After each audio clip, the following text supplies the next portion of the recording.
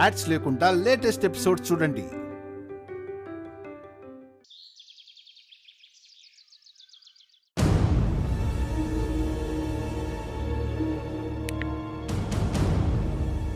మావయ్య, మమ్మీ, అందరు రండి. ఏంటి దీపక్, ఏమైంది? న్యూస్ చూడండి మావయ్య. Breaking news. డిగ్రీ పరీక్షా ఫలితాలు వెల్లడి. ఇంట గెలవలేని విద్యాశాఖ మంత్రి. ఎడ్యుకేషనల్ మినిస్టర్ ప్రతాప్ సూర్యదేవ కుమార్తె అపురూప డిగ్రీ పరీక్షల్లో ఫెయిల్ అయింది.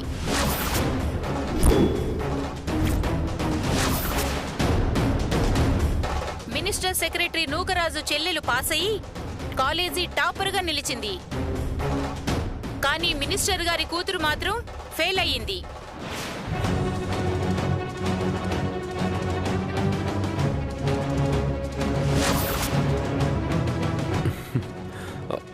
నేనే మీడియాకి ఇన్ఫర్మేషన్ ఇచ్చింది. అది బానే ఉంది గాని రాజుగడి చెల్లికి ఇంత పబ్లిసిటీ అవసరమా? మరప్పుడే కదా మావయ్యకి అది అవమానం అనిపించేది. మన దగ్గర పనిచేసేవాడి చెల్లెలేమో టాప్ ర్యాంక్ తెచ్చుకుంటే తన కూతురేమో ఫెయిల్ అయి పరువు తీసిందంటే మావయ్యకి ఎంత అవమానం.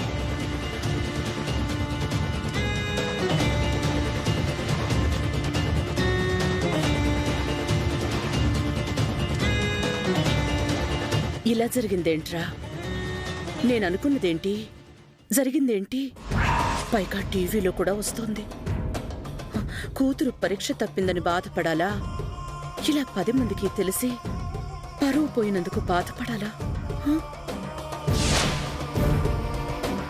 అన్నయ్య, బయట ప్రెస్ వాళ్ళు వచ్చారు. అందరూ ఇదే విషయం అడుగుతున్నారు. మీరు బయటకొచ్చి సమాధానం చెప్పాలంటున్నారు. నేను లేనని చెప్పు, అయినా వెళ్ళకపోతే బయటికే రానని చెప్పు, రాలేనని చెప్పు. ఇంట గెలవలేని విద్యాశాఖ మంత్రి ఎడ్యుకేషనల్ మినిస్టర్ ప్రతాప్ సూర్యదేవ కుమార్తె అపురూప డిగ్రీ పరీక్షల్లో ఫెయిల్ అయింది.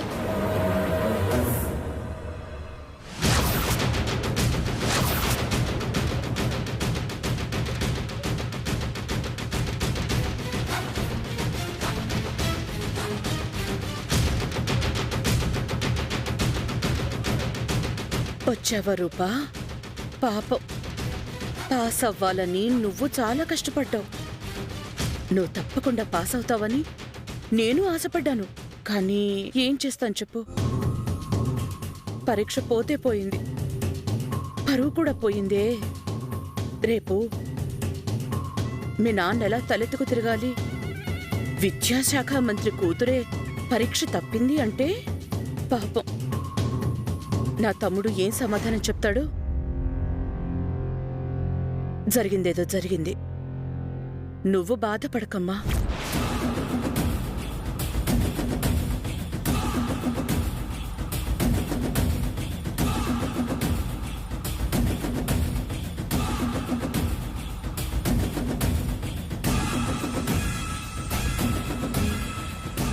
పెద్ద మళ్ళీ సప్లిమెంటరీ రాసి అమ్మాయి గారు పాస్ అవుతారులేండి.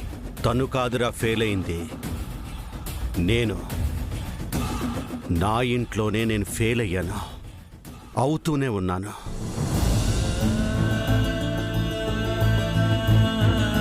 బాధపడకు తమ్ముడు. ఇది బాధ కాదక్క, దిగమింగుకోవడానికి భరించలేని అవమానం, విషంలా ఉంటుంది. నేను రేపు జనానికి ఏమని సమాధానం చెప్పాలి? విద్యాశాఖ మంత్రిని అయ్యుండి నా ఇంట్లోనే సరైన విద్య లేదు అంటే ఈ పదవిలో ఉన్నందుకు 10 మందికి నేను సమాధానం చెప్పుకోవాలి. దీనికి నైతిక బాధ్యత వహించి బహిరంగంగా క్షమాపణ కోరాలి, లేదంటే నేను రాజీనామా చేయాలి.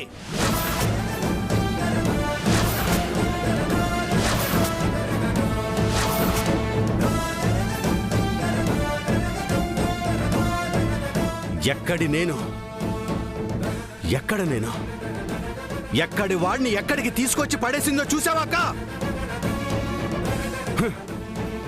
తల్లేమో తలదించుకునేలా చేసిపోయింది, కూతురు తలెత్తుకోలేకుండా చేసింది. నేను చెప్తూనే ఉన్నాను, అయినా తను చేసేదే చేసింది. నీ మూలంగా నేను క్షమించి తన ఇంట్లో ఉండనిస్తే ఇప్పుడు నా పరిస్థితి ఎలా మారిపోయిందో చూసావక్క?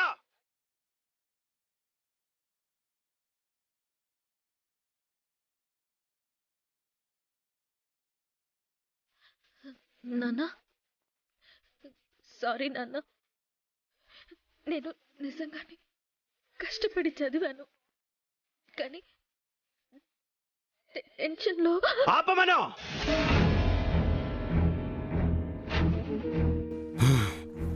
మాట్లాడొద్దను. నన్ను నాన్న అని పిలిచే హక్కు ఏనాడో పోగొట్టుకుంది.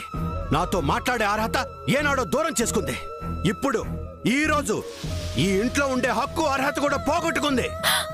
అక్క, మినిస్టర్ కూతుర్ని ఇంట్లోంచి గెంటేశాడని అపవాదు రాకముందే కర్మకాలి నేను తండ్రినైనందుకు కన్యాదానం చేసి పంపించేస్తాను. ఎస్, అదొక్కటే పరిష్కారం. వెంటనే తనకి పెళ్లి చేసి పంపించేస్తాను.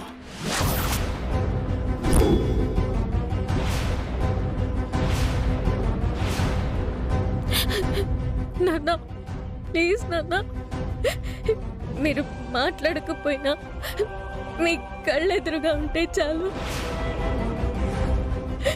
మీతో ఉంటే చాలు.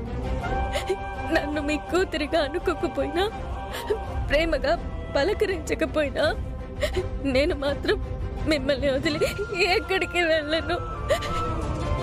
మీ మనసులో నాకు చోటు లేకపోయినా ఈ ఇంట్లో కాస్త చోటు ఇస్తే చాలు.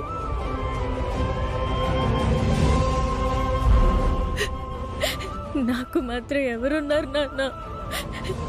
నేను ఇక్కడే ఉంటాను, ఇక్కడే ఉంటాను. కుదరదు, అయిపోయింది. ఆఖరి అవకాశం కూడా పోయింది. ఇక నిన్ను ఇంట్లో ఉండనిచ్చే ప్రసక్తే లేదు. అక్క, దీప్తి పెళ్లిలో ఎవరో అడిగారు కదా, ఆ సంబంధానికి కబురు చేసి వెంటనే పెళ్లి చూపులకి ఏర్పాట్లు చేయి.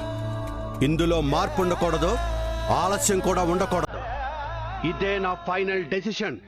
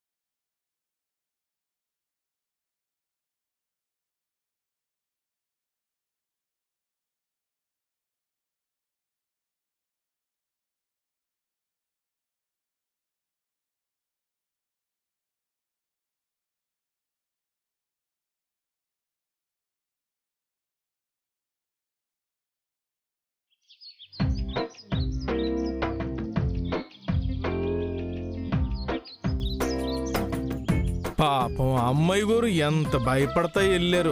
గుర్తు చేసుకుంటేనే కడుపు తరుక్కుపోతుంది ముచ్చారు. వాళ్ళకి పేలైతే ఏటి, పాస్ అయితే ఏటి, నీ పిచ్చి గాని. మినిస్టర్ గారు తలుసుకుంటే పరీక్షలు రాయకుండానే పాస్ చేసేలేరా ఏంటి? నువ్వే మంత్రి అయితే డాక్టర్ కోర్స్ చదివినట్టు సర్టిఫికెట్ తెచ్చుకునేదానిమేమో గానీ పెద్ద అట్టంటోడు కాదు, నీతి నిజాయితీ ఉన్న మడిచి. ఇప్పుడు అమ్మాయి గారికి పెళ్లి చేసి పంపించేస్తారంటావా ఏంటి? మరి కాదేటి, అందుకే కదా అమ్మాయి గారు వలవల ఏడ్చింది. అవును ముచ్చాలు, పెళ్ళైన పిల్లకే పెళ్లి చేసి పంపిస్తున్నారు కదా, మరి మన బిడ్డ పాస్ అయిపోనాది, మరి దాని పెళ్లి ఊసెత్తవేటి? నేను వేరుగా ఊసెత్తేదేటి? మా అన్నయ్య కొడుకు పుట్టినప్పుడే అనుకున్నాం కదా, దానాల తర్వాత ఆడపిల్ల పుడితే ఆడికే ఇచ్చి చేద్దామని. అదేలే, మొన్న మీ అన్న ఫోన్ చేసి మా వాడికి సంబంధాలు వస్తున్నాయి కానీ కట్నం లేకుండా వరాలు చేసుకుంటామంటే మీరేటి స్టడీస్ అప్పుడు చేయట్లేదని అడిగాడు. మరింకేటి, చదువైపోనాది. ఇంతకంటే పెద్ద పెద్ద చదువులు చదివించే స్తోమత మనకాడలేదు. మంచి రోజు చూసుకుని ఓ పాలెళ్ళి మాట ముచ్చట మాట్లాడేసుకుందాం. కుదిరితే మాఘమాసంలో లగ్గాలెట్టేసుకుందాం. ఏందొదినే పెండ్లు అంటారు? ఎవరికి? నాకు రాజుగా అయి ఉంటుంది కదత్తా. మా వరాలకి. చదువైపోనాది కదా, మేనరికం ఉంది. మా అన్నయ్య గారు అబ్బాయి అదేదో సాఫ్ట్వేర్ అంటారు కదా. సాఫ్ట్వేర్ పాలమనేరు కాదే ముచ్చాలు, సాఫ్ట్వేర్. ఆ ఉద్యోగం. అదే అదే కాని కట్నం అక్కర్లేదంటున్నారు. అబ్బాయికిచ్చి చెయ్యాలనుకుంటున్నాం. చెయ్యండ్రి. మా మల్లేష్కి కూడా మంచి మంచి సంబంధాలు వస్తున్నాయి. 50 లక్షల కట్నం ఇస్తామంటారు. అంతకంటే ఎక్కువ కట్నానికి మా వాడిని ఎవరు కొనుక్కుంటారో వానికే అమ్ముదామనుకుంటున్నావు. కనీసం 70-80 కోట్లైనా ఇచ్చేటోళ్ళు వస్తే ఒప్పుకుందాం అనుకుంటున్నాం వదినే. సరే వస్తతి. కిరాయి పైసలు ఇచ్చేటోళ్ళు సరిగ్గా కిరాయి ఇస్తలేరు. పోయి 4 దులిపి 3 కోసరేసొస్తా. పైన మా మల్లేష్ ఉన్నాడు. ఏదైనా అవసరం వస్తే జర చూసుకోండ్రి. నువ్వు రాయే రేణుక. వస్తానత్తా. వస్తాను మామా. ఈవిడ చాలా చిత్రంగా మాట్లాడుతుంది. కొడుక్కి లక్షలు కోట్లు కావాలి, కూతురికి ఏటిస్తుంది మాత్రం చెప్పదు. నువ్వు ఊరుకోవయ్యా. ఉన్న ఆస్తి మొత్తం ఉన్న ఇద్దరికే కదా. కబుర్లు చెప్పింది చాలు గాని నువ్వు పోయి కూరలు తీసుకురా. నేను ఇలుపు వరాల కోసం పాయసం చేస్తాను. పాస్ అయినది కదా, నోరు తీపిసేస్తాను. పెద్ద బరికలు తెమ్మంటే వేటి? సింత బరికలు పట్రా, ఇరిసి ఇగురిసేస్తాను. ఎల్లవయ్యా. మరి డబ్బులే? అరే ఏదన్నా తెమ్మంటే పాపం అయిపోనాదిగా. డబ్బివ్వందే కదలవు నువ్వు. ఇదిగో. అమ్మేవాడేమన్నా నా మామ ఏటి?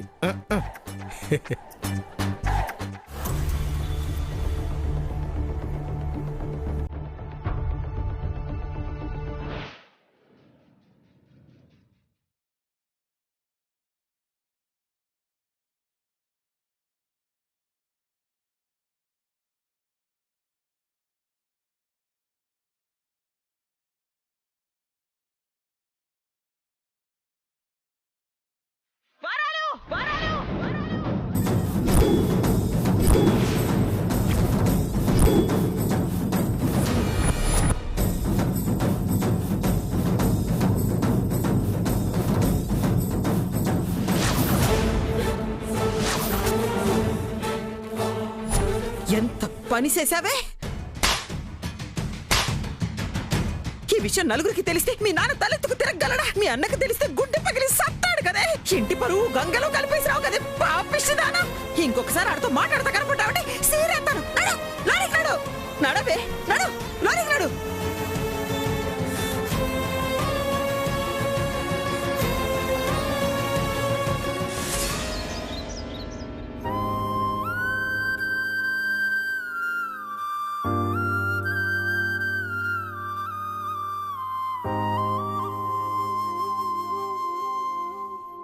ఏంటలా చూస్తున్నావు? నువ్వుంటావు, నేను వెళ్ళిపోతాను. నువ్వెప్పటికీ ఇక్కడే ఉంటావు. నేనెప్పటికీ ఈ ఇంటికి తిరిగి రాలేను. ఎంత అదృష్టవంతురాలివి నువ్వు. పెంపుడు జంతువుగా పుట్టినా మా నాన్న ప్రేమని దక్కించుకున్నావు.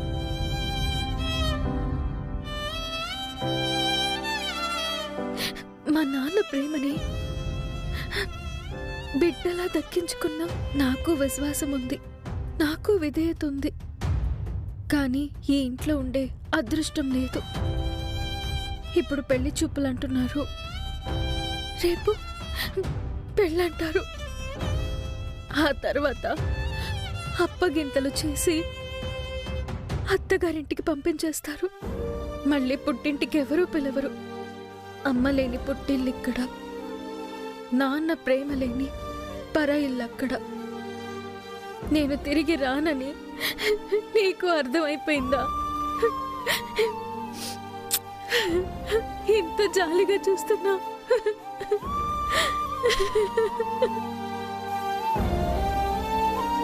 అమ్మాయి గారు, కింద అన్ని ఏర్పాట్లు చేస్తున్నారు. మీరు ఏడుస్తూ కూర్చున్నారేంటి?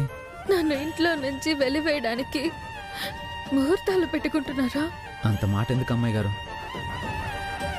నాకు తెలుసు, దీప్తి కోసమే మా నాన్న ఓ మెట్టు దిగి సంబంధం ఖాయం చేసుకొచ్చారు. నన్ను బయటికి పంపించడం కోసం ఇంకో మెట్టు దిగుతారు. నేను ఉండకూడదు, నా మొహం చూపించకూడదు. నేను ఏడ్చేది ఈ పెళ్లి గురించి కూడా కాదు.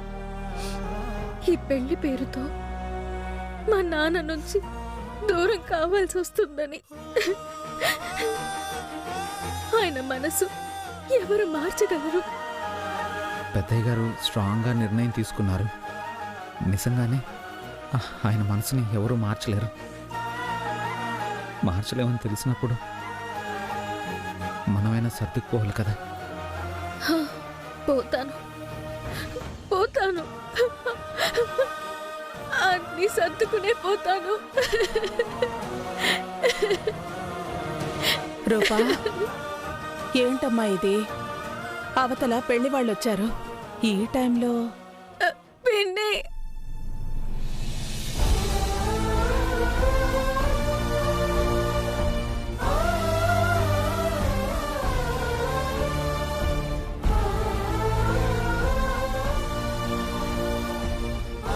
ఏడవకమ్మా. రాజు, మా పెద్దనాన్న నువ్వేం చెప్పినా వింటాడు కదా. ఏదైనా చెప్పి అక్క పెళ్ళి ఆపేయలేవా? పాపం మా అక్క ఏడుస్తుంటే నాకు ఏడుపొస్తుంది. వెంకీ, ఏ విషయంలోనైనా పెద్దయ్య గారు నా మాట వింటారేమో. అమ్మాయి గారి విషయంలో మాత్రం ఆయన ఒక నిర్ణయం తీసుకుంటే ఆయన మార్చుకోరు.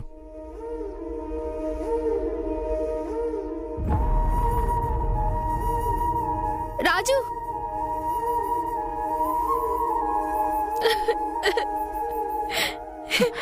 ఇందరం ఉండి కూడా ఏమీ చేయలేకపోతున్నాం. అవును, నా కన్నీళ్లు తుడిచే వాళ్ళు ఉన్నారు తప్ప నా దుఃఖాన్ని తుడిచేసే వాళ్ళు ఎవరూ లేరు. దగ్గరుండి తీసుకెళ్ళు పిన్ని, కలిపాసుని.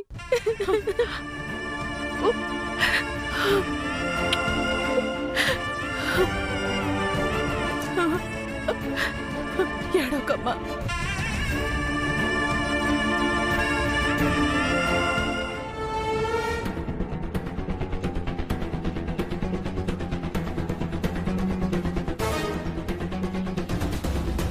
సుమా, అమ్మాయిని త్వరగా తీసుకురా. ఏంటి మమ్మీ ఇది? పెళ్లి చూపులు. రూపకు వేరే వాడితో పెళ్ళా? అవును. మరి నేను?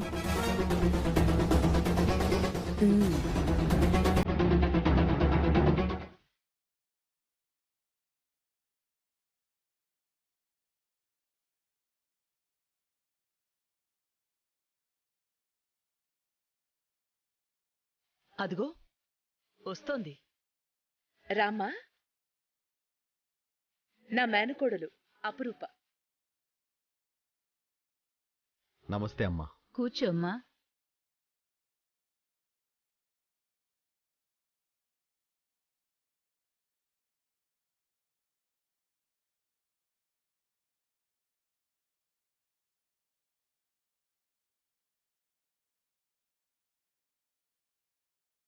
మా అబ్బాయి దిలీప్.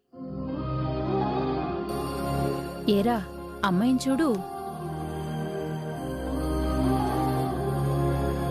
మినిస్టర్ గారి కూతురైనా ఎంత ఒద్దికగా ఉందో. ఇంత సిగ్గుపడితే ఎలా అమ్మా? చూడు.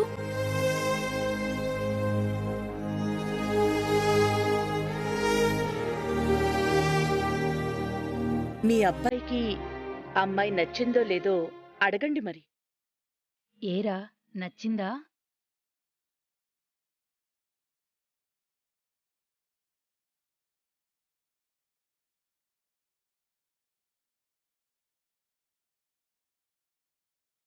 మా మేనకోడలు గురించి ఏదీ దాచకుండా అన్నీ చెప్పాం.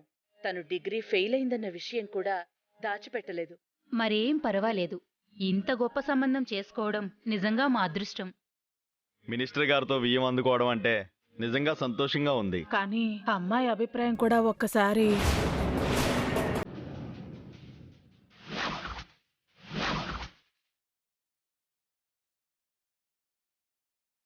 అది నిజమే. మా అబ్బాయికి నచ్చితే సరిపోతుందా? మీ అమ్మాయికి మా అబ్బాయి నచ్చాడో లేదో కనుక్కోవాలి కదా. రూపా, అబ్బాయిని చూసావా? చెప్పమ్మా.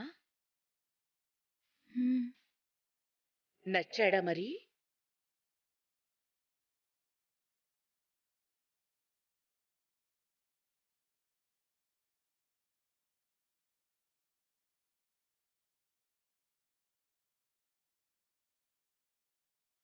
మా నాన్నగారికి ఇష్టమైతే నాకు ఇష్టమే.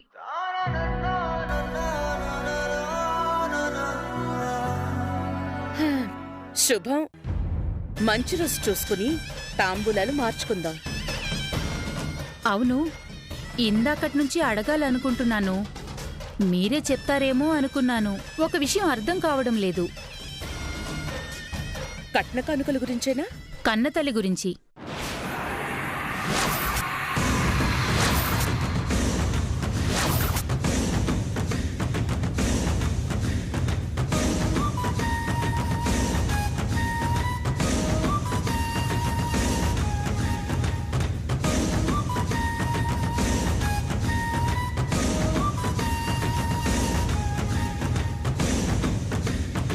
అమ్మాయి తల్లి గురించి. అదే మినిస్టర్ గారి భార్య కనిపించడం లేదు. ఇక్కడ కూతురు పెళ్లి చూపులు జరుగుతుంటే అందరూ ఉన్నారు, ఆవిడ్లేదు. ఏమైంది?